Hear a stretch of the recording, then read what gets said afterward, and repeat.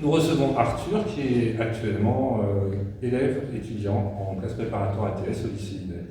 Bonjour Arthur. Bonjour. Alors vous êtes étudiant en préparation ATS au lycée Hippolyte. Qu'est-ce qui vous a fait choisir cette préparation, cette formation? Alors moi c'est un peu particulier parce que j'avais un objectif depuis que j'étais tout petit, c'était de devenir pilote de ligne. C'est le métier que je voulais faire absolument.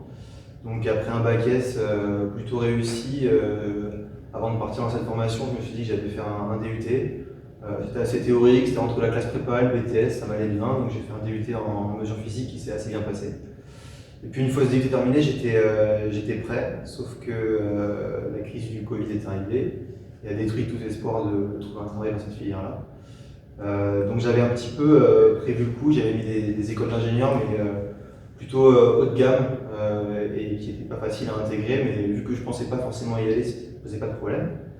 Et donc du coup, quand je me suis rendu compte que je n'allais pas pouvoir aller faire cette formation, je me suis retrouvé avec des écoles qui m'ont toutes refusé à la fin du DUT. Je me suis posé la question, je me suis dit, mais qu'est-ce qui serait mieux maintenant pour réussir à intégrer ces écoles? Et je me suis décidé à intégrer une classe prépa ATS pour acquérir un niveau encore plus supérieur et finalement intégrer ces écoles d'ingénieurs qui m'avaient refusé à la fin du DUT. Du coup, vous avez choisi la prépa ATS pour renforcer votre formation, que vous avez plus de chances d'entrer dans une école. Et on vous avait sans doute prévenu qu'il y avait un surcroît de travail en ATS, etc. Est-ce que finalement, quand vous avez intégré la prépa ATS, vous avez été surpris de la charge de travail, de la charge psychologique? Alors, j'ai pas été surpris par la charge de travail parce que j'avais entendu plein de choses sur la classe préparatoire, je savais que ça allait être intense. J'avais réussi à l'éviter entre guillemets après le bac, c'était pas spécialement ce que je voulais faire. Donc je savais que ça allait être difficile, mais j'ai pas été surpris par ça. Par contre, j'ai été surpris par la facilité avec laquelle on se met dans un rythme de travail qu'on n'a pas forcément l'habitude d'avoir avant quand on est soit en université, soit en BTS. Et en fait, c'est vrai qu'il y a une inertie qui est assez impressionnante. Rapidement, on rentre dans un rythme avec des gens qui restent travailler, donc on reste travailler aussi. Le week-end, pareil, c'est très rythmé et ça, c'est vrai que ça m'a assez surpris quand même. Plutôt positivement. Donc oui, positivement. Donc là, vous avez parlé un petit peu du travail que vous pouvez mener avec les autres étudiants, etc. Comment s'organise, pour nos spectateurs, comment s'organise une soirée à la maison, ou une soirée de travail, par exemple, dans cette localité? Alors, déjà, moi, je vis seul à Nantes et je suis pas quelqu'un de très très autonome dans le travail de base. C'est vrai que je m'étais dit qu'il faudrait forcément travailler là-dessus en arrivant en classe préparatoire. Et en fait, ce dont je me suis rendu compte en réalité, c'est que dès que les cours sont terminés, il y a toujours un groupe d'élèves qui restent travailler dans la salle qui est dédiée aux ATS ici au lycée. Et du coup, ça commence en général toujours par ça, pendant au moins 1 heure et demie, facilement. Donc, pour préparer l'école, par exemple, travailler sur les DM.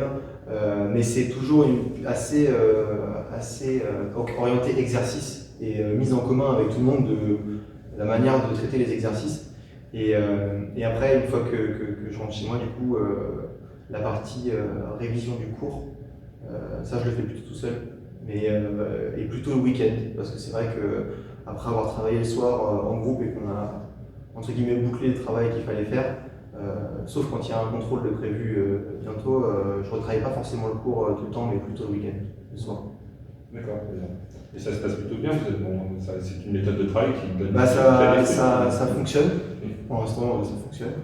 Là-dessus c'est assez bien. C'est vrai que c'est peut-être un petit peu dur de commencer à travailler tout seul.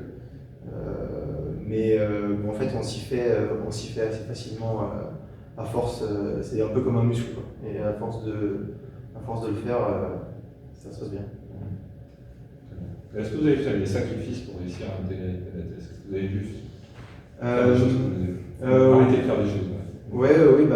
Oui, parce que c'est vrai que pendant mon DUT, pendant 2 ans, donc, qui était à Saint-Nazaire à côté, j'avais pris entre guillemets l'habitude d'avoir une activité à temps partiel le week-end, parce que j'étais moniteur de voile, au moins une journée dans le week-end. Et j'ai commencé la TS en me disant que ça allait être possible de continuer.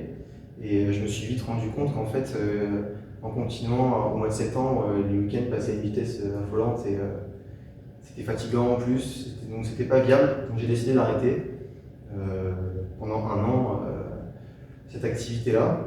Je continue quand même de faire du sport le week-end parce que si je fais pas de sport, c'est compliqué de rester concentré. Donc ça se fait quand même assez bien. On a quand même 2 jours dans la semaine où on peut s'adonner à cette activité-là. Donc c'est pas non plus l'enfer là-dessus. Mais c'est vrai qu'il y a des sacrifices à faire. Il faut rester raisonnable, quoi. Ça fait partie des choses que j'ai dû arrêter. Mais est-ce que vous êtes satisfait de cette situation ou vous ressentez une certaine satisfaction? Oui, bien sûr, parce que du coup, en fait, le fait de ne plus avoir cette activité-là, ça dégage du temps pour des choses plus simples, se reposer un peu plus, avoir plus de temps pour travailler ou aller faire un peu plus de sport pour soi. Ça, c'est quand même vraiment agréable. Et puis, de toute façon, on se dit toujours que c'est que 1 an, et encore 1 an, ça commence au mois de septembre, ça se termine au mois de juillet, entre guillemets, donc ça passe assez vite. Et puis le gain derrière, en fait, il est quand même énorme. Parce que on arrive avec un niveau qui est ce qu'il est, et à la fin de l'année, normalement, on peut prétendre à des écoles, des formations qui n'en avaient pas accès avant. Donc c'est vrai que mettre en parenthèse ces choses-là pendant 1 an, ça reste un bon investissement. Et les perspectives que vous nous donniez, là, d'entrer dans de bonnes écoles, etc., vous avez gardé l'espoir de rentrer dans vos écoles, dans les écoles que vous étiez donné comme objectif? Oui. Donc toutes les écoles que j'avais postulées à la fin de mon DUT, c'est-à-dire l'école centrale de Nantes en apprentissage, beaucoup d'écoles en apprentissage parce que c'est quelque chose qui m'intéresse pour les formations d'ingénieur. Mais du coup, le fait d'être venu en ATS aussi, ça m'ouvre les portes de formation en initiale un peu plus théorique et peut-être un petit peu mieux coté, auquel j'aurais jamais pu prétendre avant, style le concours, sur le concours de l'école des arts et métiers par exemple. Ce genre de choses, ça fait un bon challenge en fait en plus. Et ça, c'est vrai que s'il y a quelque chose que je peux ajouter là-dessus, c'est que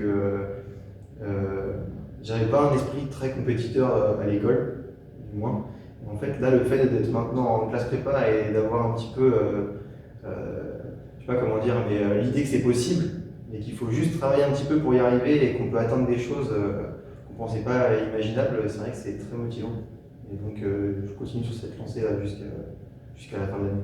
Je vous souhaite bonne chance. Merci. Merci beaucoup. Merci à vous.